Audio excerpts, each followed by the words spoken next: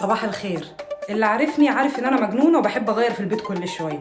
فالنهارده هغير في ايه؟ في شكل السرير. انا عندي السرير بالشكل ده، وطبعا مش هروح اشتري واحد تاني باللي طالع الايام دي بقى ومنجد ومش عارف فيه ايه بألوفات. هنحتاج مسدس شمع، وهنحتاج مقص مترين فرو اللي هو حامل السجاد الخفيف ده اللي من جوه بيبقى عامل كده. الكلام في السرير تحت هعمل نفس الحكايه، مش معايا حد يقص، فانا طبعا لازم اعمل الحركه دي علشان اقص لوحدي. هعمل ايه بقى؟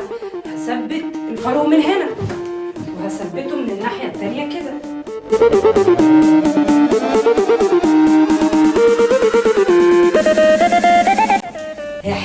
بقت متساويه.